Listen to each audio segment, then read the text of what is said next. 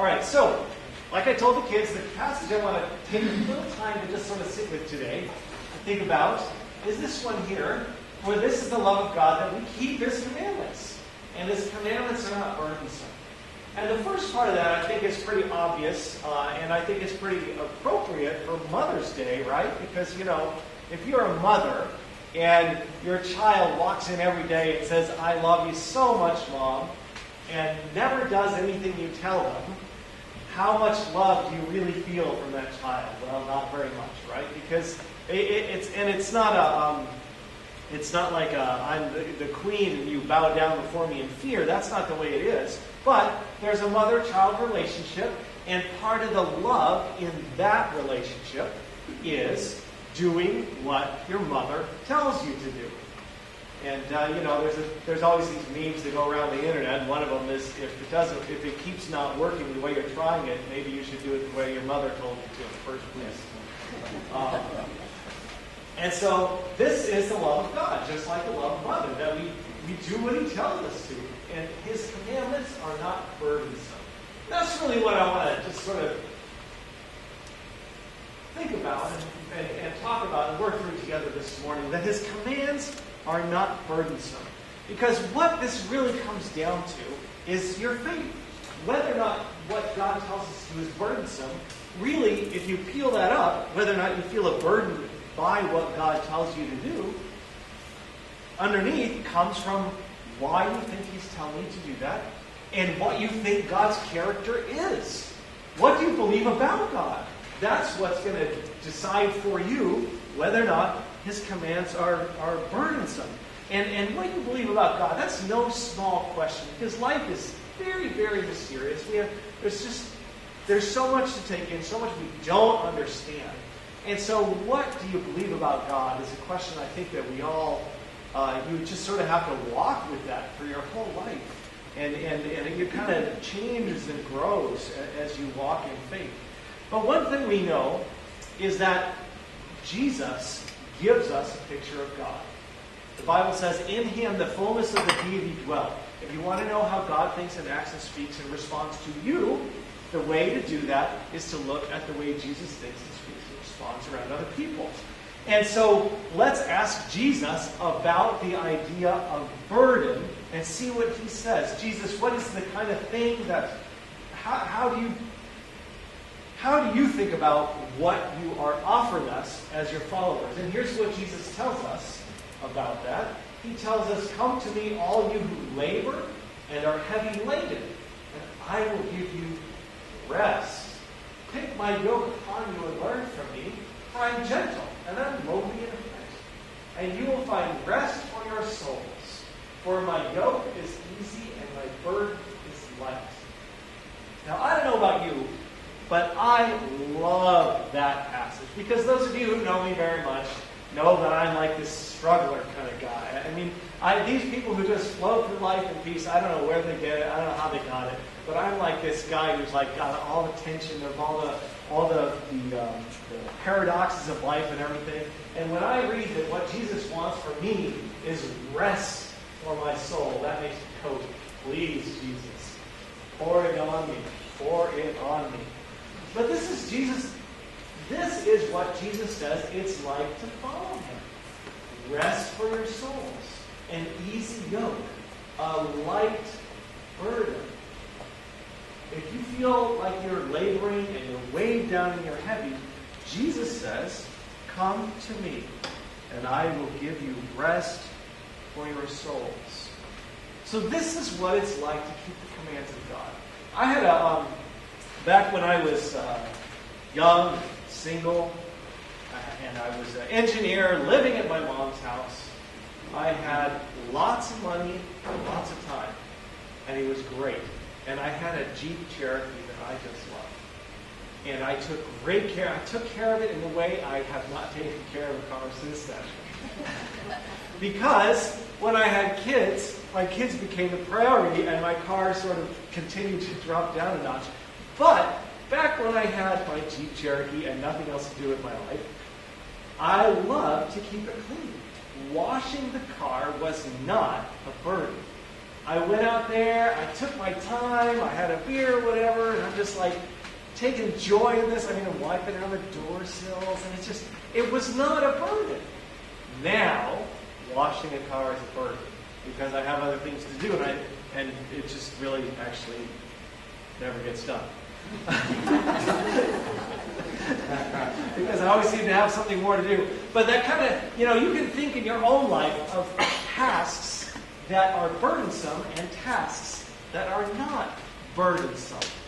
And Jesus says that following him is like washing my car used to be. It wasn't a burden. It was something I didn't mind. I enjoyed it. It was part of the rhythm of my life.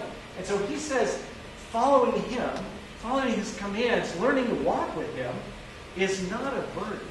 It's a joy. I want to just give you a little bit of context. I'm going to read to you 3 passages from the earlier part of this letter. And I just want you to kind of hear the way John is talking about love and commandments and where this idea of loving each other comes from. So I'm just going to read you 3 passages from earlier in this same letter, 1 John. 1 John 3 verse 11 says this: "This is the message that you have heard from the beginning, that we should love one another." Okay, so John, obviously, he's pointing us in that direction of love. This is 1 John 3 verses 16 to 18. "By this we know love, that he laid down his life for us, and we ought to lay down our lives for our brothers. But if anyone has the world's goods and sees his brother in need, but closes his heart against him, how does God's love abide in him? Little children, let us not love just in word or talk, but in deed and in truth." So there he kind of connects the actions with it, right? It's not just about words, it's about actions. And it comes from Jesus having laid down his life for us first. And then 1 John 4, 7 to 12, the chapter right before where we read. "Beloved, let us love one another, for love is from God. And whoever loves has been born of God and knows God. Anyone who does not love does not know God, because God is love. In this, the love of God was made manifest among us, that God sent his only Son into the world, so that we might live through him. In this is love, not that we have loved God, but that he has loved us, and sent his Son to cover our sin. Beloved, if God so loved us, we also ought to love one another. No one has ever seen God. If we love one another, God abides in us, and his love is perfected in us."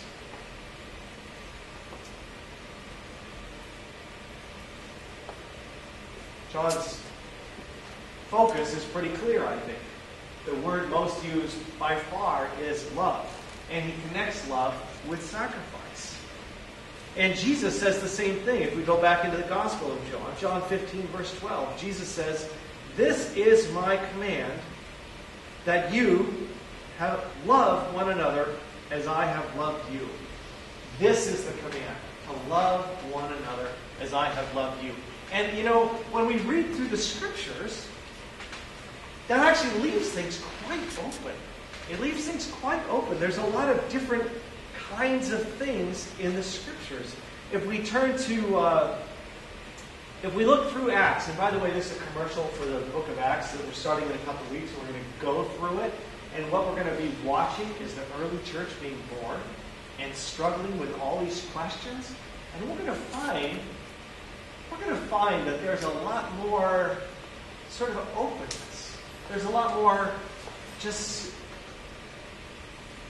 loving people within the questions of life seems to be more important than finding the answers to all the questions. That's what we're going to see over and over and over again in Acts.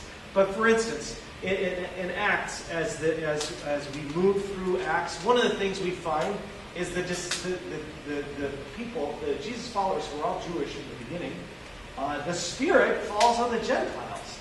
And they're like, who'd have thought? The Spirit goes to the Gentiles too. And so we have that. And that kind of surprises them. And then we go to Acts 15, and the disciples have gotten together and they're having a council because we have all these believers in other countries now who have no root in Judaism at all. They had no Jewish roots, no Jewish heritage, no Jewish traditions, no Jewish law. And so the people where the church started in Jerusalem, they get together because the Christians out and around are asking them, well, tell us what to do. What do we do with this? What do we do with this? And so they have a chance. They're actually asking what to do. And all the apostles get together and they have a council and they decide and they're discussing this thing. What do we tell them to do? What do we tell them to do? And it's just so interesting that they do not come up with a laundry list of rules. What they come up with is this. Well, stay away from stuff involved in idolatry and stay away from sexual immorality. If you guys do that, you're going to be fine. Now, have you ever seen a Christian denomination, and I'm part of a denomination, but sometimes it bugs me that I am. Have you ever seen a Christian denomination that says, here's our creed. This is what we think you guys need to do. This is what you have to sign on to be part of our denomination. You have to stay away from idolatry stuff, and you need to make sure you stay sexually pure. Does that sound like the list of things that Christian denominations put up on their website as things you've got to believe? No, there are books filled with what you're supposed to follow. And that's not what we get in Acts as we look through what the early church struggled with.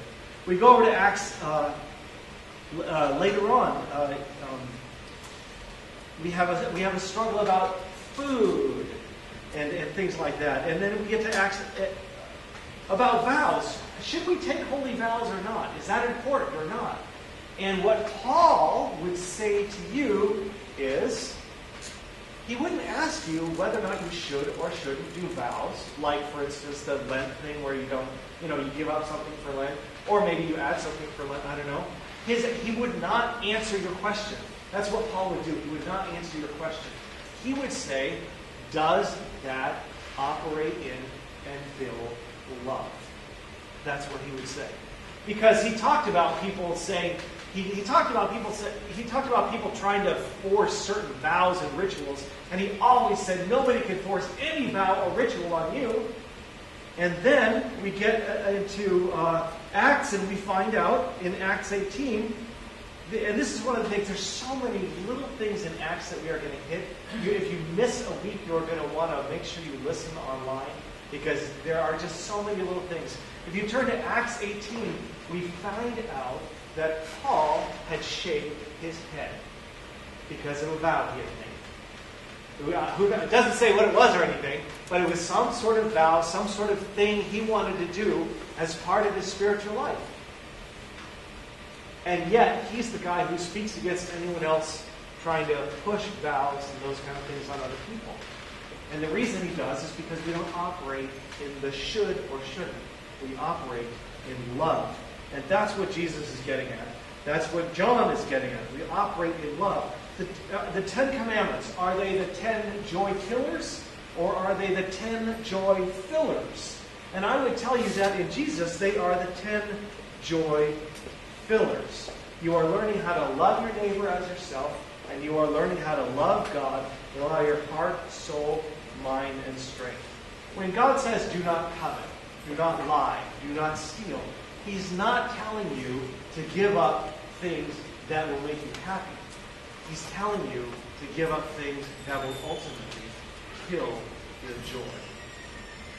If you allow yourself to indulge in coveting, you are going to build discontent into your life. Same with all the others. These commandments are expressions of God's love and how to live in love. And if we look at them as the 10 rules we'd like to break but aren't allowed to, because that's kind of the way they feel sometimes, and that's the way a lot of people see them.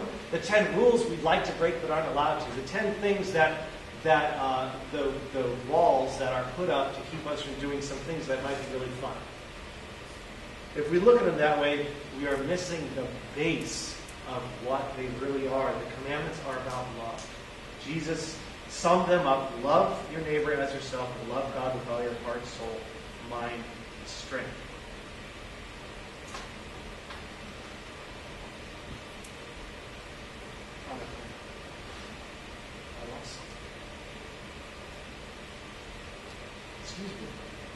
It's an opportunity for you to have grace on me. I do this on purpose, just so you can, All right, so his commands are not burdensome. His commands are not burdensome. What kind of things? Let's get really practical for a minute, though, because we all get commands. We get commands. We don't use the word command, but we get orders. Sometimes we get instructions from our boss. You get instructions. If you're a kid, you get instructions from your parents. If you are married, you might get an instruction or a request from your spouse. What kind of things, in a very practical sense, make instructions burdensome on us? Well, one of them is if we are afraid because we don't really understand them. How many of you have ever been given an instruction by a boss or a task or whatever, and you weren't really sure you understood what you were being asked to do? That's a burden, isn't it? That's a real burden because you're like, well, I want to do this, but I'm not even sure if it's the right thing to do. And I can remember a few times, I don't know if I can put my finger on them, but it seems pretty clear that there were a few misunderstandings between my parents and me when I was growing up. And that turned into a burden because I thought I was doing what I was supposed to be doing, but it turned out I wasn't doing what I was supposed to be doing. And so it can be kind of a fear thing when you don't understand what these commands are supposed to be doing. And as we go through the Bible, we find that what we find is really that if we drill down to love God and love your neighbor,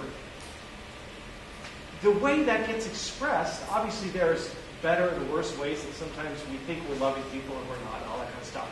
But leaving all that aside, the core part of it is the love, and it's not the individual things. If we turn to Romans 14, we find Paul kind of spending quite a long time on the idea that for some people it's wrong to eat.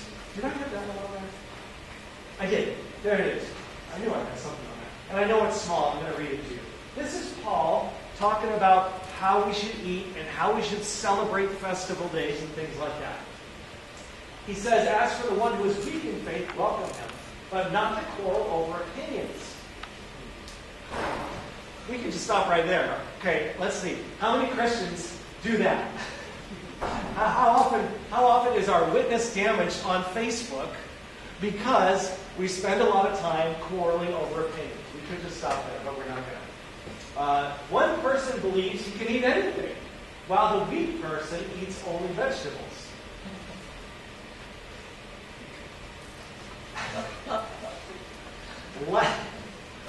I eat mostly vegetables. Let not the one who eats despise the one who abstains, and let not the one who abstains pass judgment on the one who eats, for God has welcomed him. Who are you, in fact, to pass judgment on the servant of another? It's before his own master that he stands or falls, and he will be upheld, because God is able to make him stand. One person esteems one day as better than another, while another person esteems all days alike. Each one should be fully convinced in his own mind. The one who observes the day observes it in honor of the Lord. The one who eats in honor of the Lord, since he gives thanks to God, while the one who abstains in honor of the Lord and gives thanks to God. Now, you know what? I read that and I think, wow, that really seems like, God, isn't that very subjective? That's not very clear instruction. Is Christmas important? Well, some days are important to some people, some aren't to other people. Is it important, what we eat? Well, some people that's important, some people it's not. Pastor, give me an answer. Go! If Paul's not giving you an answer, I'm not giving you an answer. And so, what he's telling us here is that your job is to walk with God, is to walk in love with God. And for some people, these days, these special days, provide a rhythm that is part of their walk with God. For other people, these special days are a burden. And if they are a burden, don't do them. And if they uplift you in love, do them. For some people, these vows about food or whatever, they bring us closer to God. And if they do, that's great, then do that. And if they don't, if they are burdened, then don't do them. And what this tells me is that what I need to do is do things in thanksgiving to God. And it's more about the heart, attitude of the heart than it is about whether or not I get the thing right.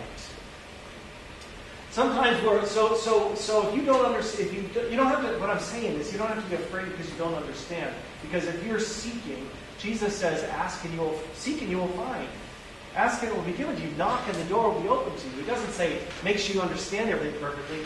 You're never going to understand everything perfectly, but you're going to grow. And this tells me that I can grow. I can grow in what I eat, and I'm not judged in the middle of my growth. I can grow in whether or not I like to celebrate days, and I'm not going to be judged based on the day or not celebrating the day. And so there's a lot of open room for how we love and honor God in our lives. And you don't have to worry about getting it wrong and not understanding it. Another thing that makes us afraid is when we're afraid we're not going to do them perfectly. That we hear a command and we hear something that is beyond us. We're not going to be able to do that. And that's why typically we start our services with 1 John 1, 8 and 9. If we say we have no sin, if we say we can do those things perfectly, we're only lying to ourselves. But if we confess our sin, God, who is faithful and just, will forgive us and cleanse us. And so we don't have to walk through and listen to the instruction of God in terms of getting it right, or He hammers us, because there's all this flexibility. It's about where you're headed. We don't have to listen to the commandments, the instructions of God, with ears that are afraid because we're not going to live up to them. Because if we say we do, we're lying to ourselves. That's what the Scripture says. And so what this gets us back around to is how the commandments of God become something that is not a burden, but a joy. And the way that happens is that faith is at the core. Faith is at the core. Because what did Jesus come to do? He came to fulfill the law for us. If we are thinking of following God's instructions as the way we make God happy, as the way we manage to get ourselves into God's good graces, we have missed the point of Jesus entirely. And that's why the commands seem burdensome. They are not burdensome. They're not a way of reaching God, but they are direction from a God who loved us so much that He sent His Son to die for us on the cross. When we read the commands, when we read all the instructions the Bible gives us rightly, we move from do I have to I'd like to, I wish I could do that even better than I do it now. We trust as we read. We don't read as people who have to do this to get close to God.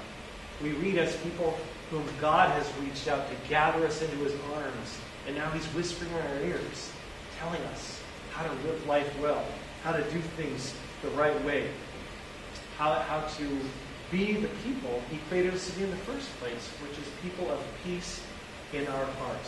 When we try to do this on our own effort, when we try to have peace in our heart on our own effort, because we're doing those things good enough, or we understand things rightly enough, we're like this guy right here. He says it's me trying to fix my attitude. He takes a roll of duct tape.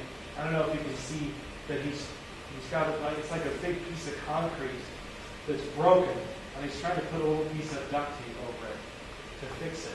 That's us if we are thinking of God's instructions as the way to get God to like us, or the way to get close to God. It is through Jesus that we get close to God. It is Jesus' death and resurrection that unites us to God. It is faith in Jesus that brings this about. It's not your effort. And so as we think about the commands of God, it's easy to slide back into, I got to do this, I just got to do that. I need to do this, I feel bad about that.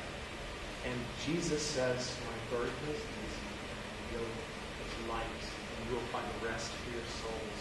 If your soul is not finding rest you need to maybe step back and think about what you think about God. Because God loved the world so much that he gave his Son, that whoever believes in him will not perish but have everlasting life. Not whoever does everything right. And that's what's going to free us to walk that journey with our souls at rest. Because that's what Jesus wants for us. He wants our souls to be at rest. He wants us to have peace in our hearts and in our lives. His commands are not burdensome. Let's pray. Father in heaven, here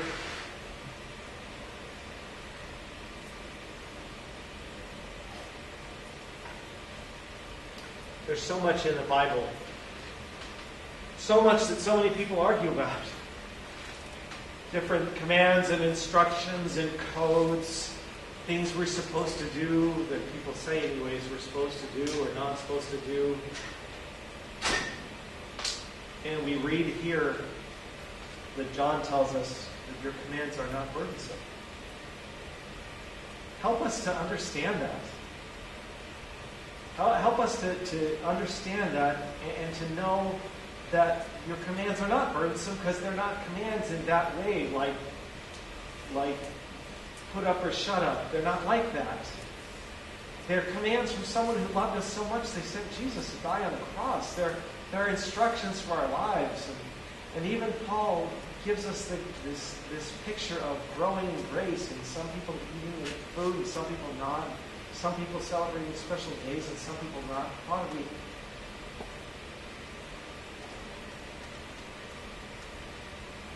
help your commands not to be a burden in our lives, but open our eyes to see your direction as the direction of one who loves us with an everlasting love and wants the very best for us. And help us each to walk with you, to have our eyes open to your direction in our life, whether or not it's celebrating special days or not, or whatever it is, Lord. We know the core focus is to first receive the grace you've given us in Jesus Christ.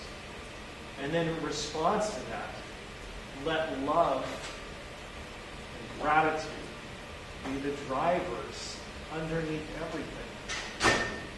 Help us to be that way because of who you have been for us in love and grace.